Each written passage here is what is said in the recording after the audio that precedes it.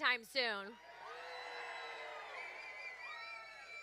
Now, let me tell you a little bit about being a Republican and having a backbone. As of right now, we all know that the DNC is alive and thriving on identity politics. They're not talking about what President Trump has done to benefit the black community or the fact that President Trump has been single-handedly the best president in regards to combating human trafficking. They won't tell you that because they want America to stay divided. If the American people realize the truth, and that's exactly why Nancy Pelosi and Joe Biden and Kamala Harris, that is exactly why they're working with big tech to suppress our voices. Well, guess what, Twitter? Guess what, Jack Dorsey? And guess what, DNC? You will not silence we the people. We believe that it is okay to be pro-life, pro-God, pro-gun, and anti-socialist. And let me tell you something. We also support this president, right? Are we ready for 4 more years? Are we ready to hear Don Jr. speak? That's right. Let's give a warm welcome and round of applause for Don Jr., one of the best patriots I've ever come to meet, and the first son. That tonight's gonna be a good night. Tonight's the night. Let's live it up. I got my money. Let's spin it up. Go out and smash it. Like, oh my God. Jump out that sofa. Let's get on. Whoa! Wow! Not bad for the middle of the day and the middle of the week, right? All right, guys, I'm apologizing for the t-shirt, but I've gone 11 days straight living out of a roller bag because I got to do a lot and I don't have time to go home. So, I figured rather than wearing the same shirt that's a little bit nasty, I'm going to wear the t-shirt. Is that okay? We don't have the luxury of hanging out in a basement and campaigning for there while the media does our job for us. So we got to be out there and we got to fight and do what it takes. Thank you. By the way, I got to recognize, my team just told me, we have another fighter in the crowd. Pat, over here, who has stage 4 cancer. And he wanted to come out and show his support. Thank you, Pat. Pat, you keep fighting, and I promise you we will keep fighting, and I guarantee you my father will keep fighting for all of us and for you, okay? Thank you. And guys, that's what we're doing it for. You see, it's that kind of enthusiasm to come out, to care about your country, to care about your freedoms, to fight for your values. That's the fight we're in, folks. Anna's in that fight.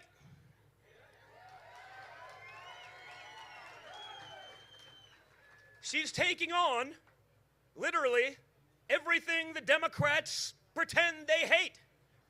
Right? An old establishment guy that's been making the same promises. He used to be on our side, then he flips on. He's whatever side he wants to be on to get a vote. He's got no principles, got no that. You have a young, conservative, veteran, Latina. That's the new Republican Party, folks. So you can't just fight for us. You can't just campaign for us. You can't just make phone calls for us. You got to get people like Anna in there too. All right? Remember, guys, my father likes to fight, but he can't be in that fight by himself. Without the House, without the Senate, it's much harder to have that fight. So we need people like Anna who are going to fight with us,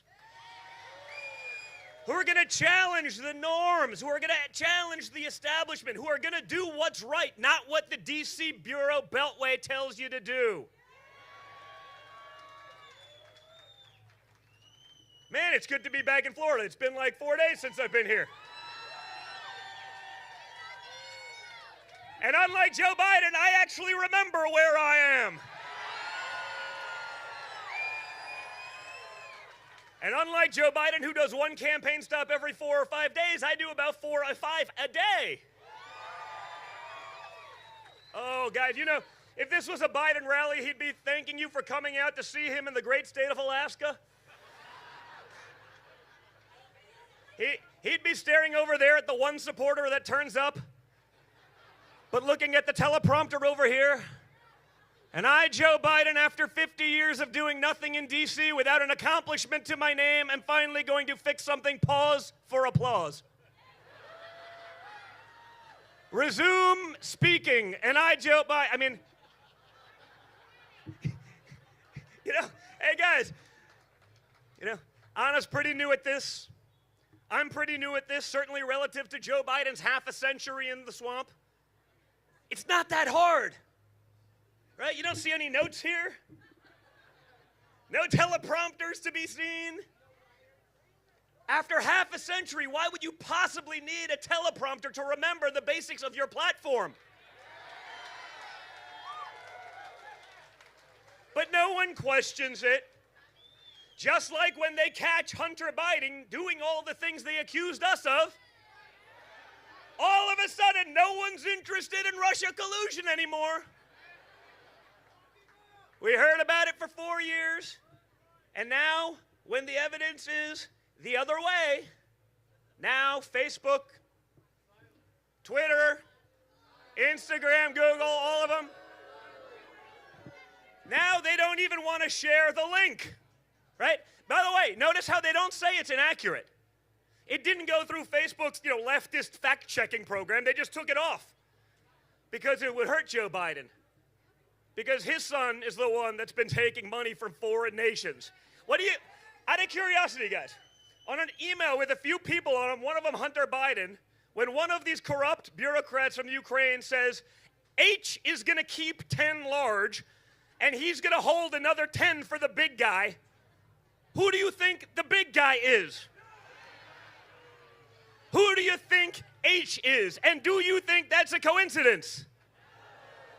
Do you think if Donald Trump Jr. was on an email chain and they said D is going to take 10 million and hold 10 for the big guy, guess what? They wouldn't make an assumption. They wouldn't cover it up.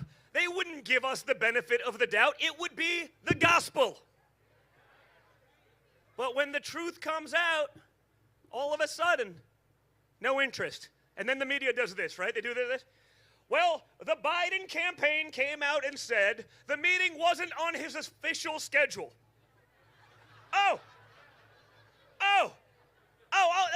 That's it. That solves it. Now, notice, you can't make it up anymore. I mean, it's really like, it's not on his official schedule. It's like, no shit, folks. I have a feeling that the vice president wasn't going to put a meeting with a corrupt Ukrainian official giving his son 10 million and holding 10 large for him on the official schedule. They're probably not going to do that. Right? But the media, it's not on his official schedule. That settles it. Not even attempt to look even a little bit further. But we should be used to this. Right? They did the same thing with the $83,000 a month from Burisma. Of course Hunter Biden deserved $83,000 a month. He knew nothing about energy and didn't speak the language. That's like the ultimate consultant, right? Who here wants that gig? But see, you're conservative, so you don't get it. If I got that gig, I'd be in jail. How about $1.5 billion from the Chinese government? So we understand what that means in the fund world. Typical fund is a 2% management fee, 20% of the profits. The 2% management fee alone on $1.5 billion is $30 million a year. Annual. Not one time, annual. To Hunter Biden. You think Joe's going to be tough on China? You think he's going to keep doing what Donald Trump did when he renegotiated and got a trade deal done with China?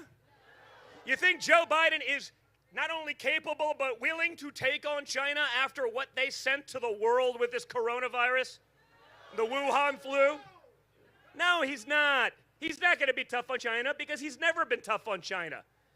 Joe Biden spent 5 decades in the Washington, D.C. swamp shipping your American dream to China. He supported every disastrous trade deal that destroyed blue-collar jobs in America. NAFTA. And it wasn't like he just supported them once. He doubled down and he tripled down on them. TPP.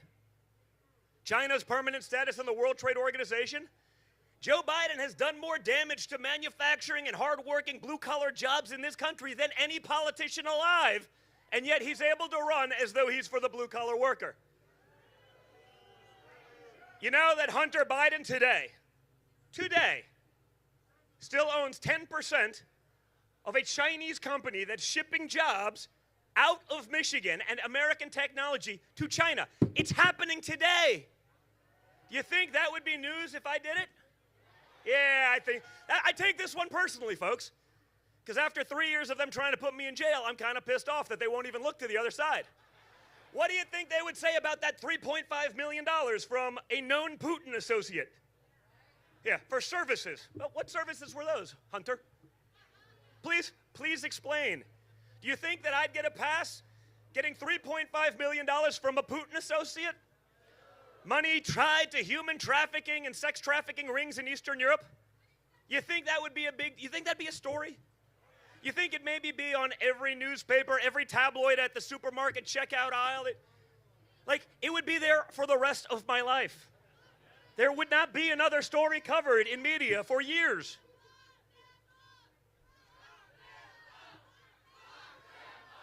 Yeah. So you want more? Because there's more, folks. How about this?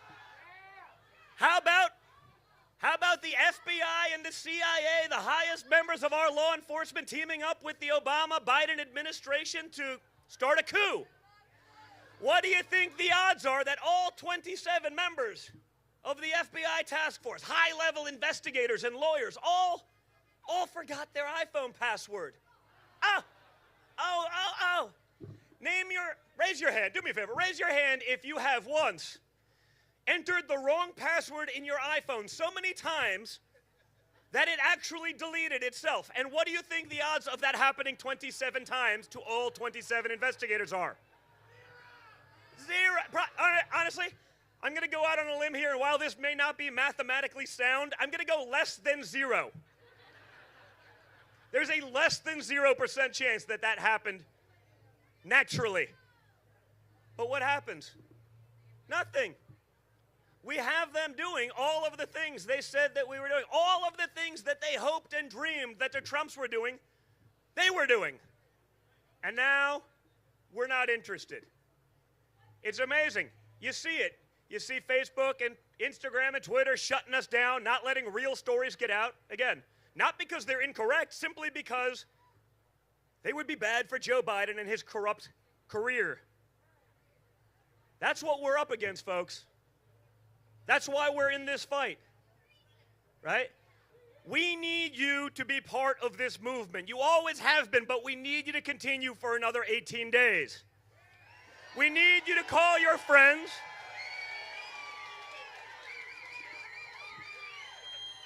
We need you to call your friends. We need you to get them involved. We need you to tell them to call their friends, to bring them to vote, to make sure they're ready. We are in a battle, guys, but this is not an even playing field. You see what they've put against us. Again, I don't have the luxury of hiding in a basement for days while the media campaigns for me like Joe Biden does. That's why I like to be on the ground with actual people, with the people we did this for. All right? My dad knew exactly what he was getting into when he did this. Right? The last thing, I'm not sure if I knew, but I mean, I knew it would be bad, maybe not this insane, but the last thing he said to me as we went down in the elevator as a family before he did the escalator ride, right? The last thing he said to me was, he looked me in the eyes, he goes, "And now we find out who our real friends are." No, 100% hey, right? Every rapper whose song he was in, like 135 of them, right? Up, Republican next to your name, that little R. Up, now we're gone. Hollywood gone, all those celebrities, they're gone. But more importantly, he knew that because that's why he said it. He knew what would happen. Right? It wasn't like he was surprised when it happened. He knew. But he did it anyway.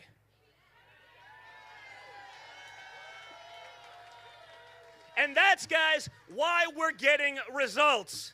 Because you have someone who's actually achieved something in the past. You have someone who's actually signed the front of a paycheck, not just the back, like Joe Biden has been doing for 47 years.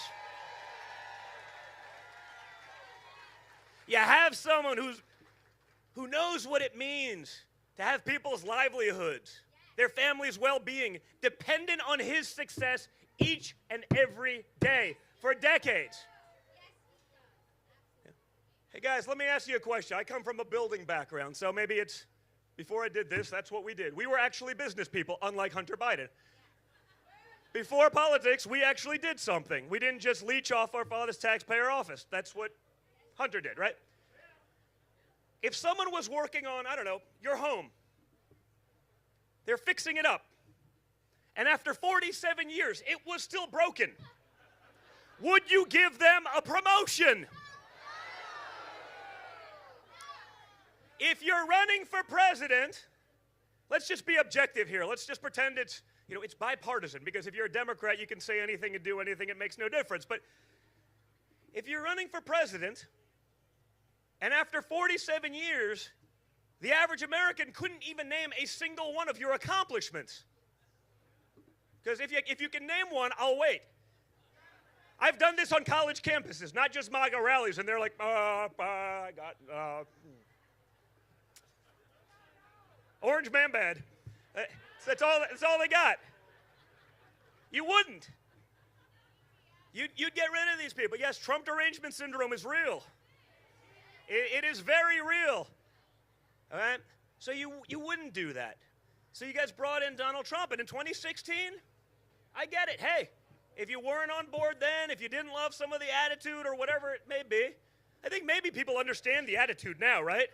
Meaning everyone in the Democrats and the mainstream media spent 4 years trying to throw your family in jail. They called you an agent of Russia because he needed this job, obviously. Maybe you'd be a little grumpier too, but more importantly, when you look at the results, maybe that fight that you see from Donald Trump, maybe that willingness to not just roll over and die because the other side would like you to, maybe that's why we're getting things done. Maybe. And I'm just going out on a limb here, folks. Maybe that's why he was able to grow the strongest economy America has ever known. Maybe, just maybe, that's why we had the lowest unemployment numbers for every demographic in America. Hispanics, women, African Americans, everyone.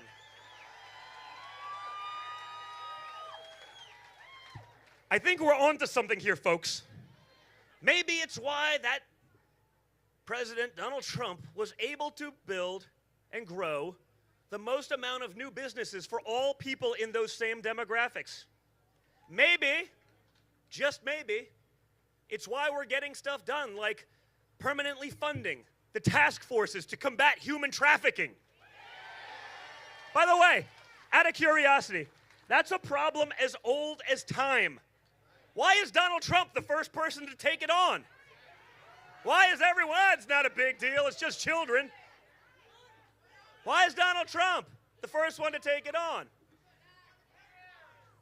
So maybe, again, I'm going to keep going out on a limb here, maybe that attitude and that fight and that willingness to engage is why we're getting out of the endless wars that our own generals can't tell us why we're still in. I don't know, folks. Rather than listening to someone at the Pentagon who's retiring in 6 months and wants to get paid 7 figures at Raytheon to sell more missiles, they allowed our military to get dilapidated, the Obama-Biden administration did, while sending more guys to war than you could ever imagine. Donald Trump wants to do the opposite. Bring our troops home and build up the military so if we actually have to use it, we are ready.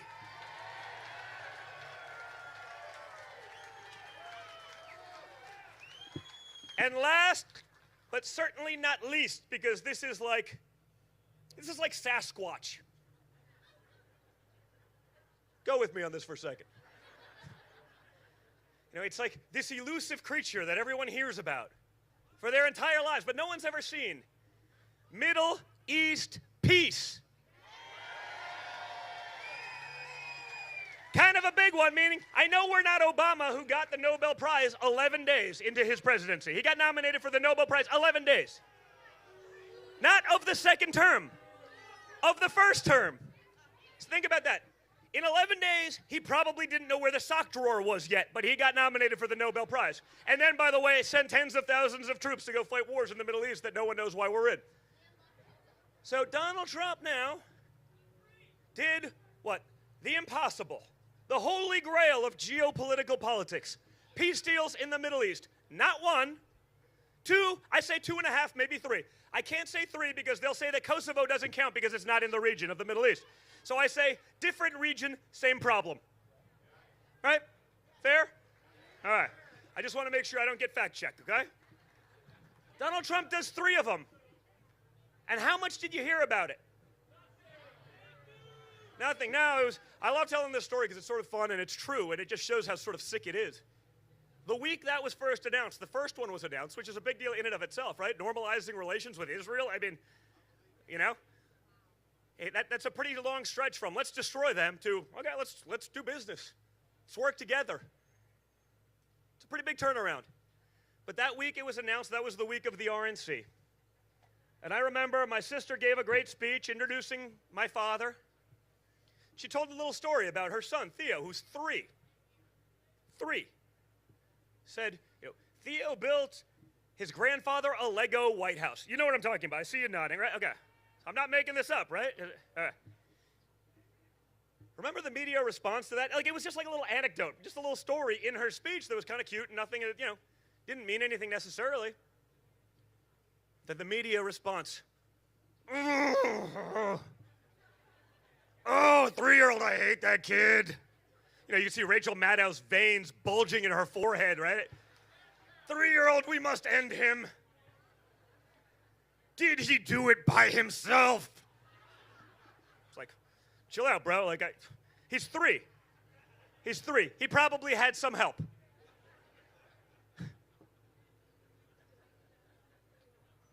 Yeah, they spent more time trying to cancel a 3-year-old than they did talking about peace deals in the Middle East. But that shouldn't surprise us anymore, given what we've seen. It really shouldn't, right? It shouldn't surprise us. Look what they did to Brett Kavanaugh. Let's take that guy. He's a Trump appointee. Let's take a guy who's dedicated his life to public service. He's been a public figure. Obviously, allegations were true. They were so important that Senator Feinstein of California sat on them for 4 months before doing anything about it, right? She really believed them thoroughly. Destroy a man's life, his livelihood, his family, for politics. And you say, hey, maybe that's politics, maybe that's the game. We don't play the game that way, but they certainly do. But it didn't end there. And then they go, take 16-year-old Nick Sandmann. Remember that one? What was his crime? He was a Christian conservative. No, ma'am, it was not a smile, it was a smirk. It was a smirk. By the way, in all fairness, Nick Sandmann had more composure than any one of us would have had. Trust me, if that was me, I'd still be in jail, and that one I actually may deserve it. Okay? But his crime was being a Christian conservative, pro-lifer wearing a MAGA hat. Ooh. Let's end his life forever. Let's dox him. Let's make sure he can't get into a college. It was too good. It was too good to be true for them, so they just ran with it. But more importantly, Nick Sandmann did what most on our side don't do. He took a page out of the Donald Trump playbook and he fought back. And that's why he's the highest paid person at CNN.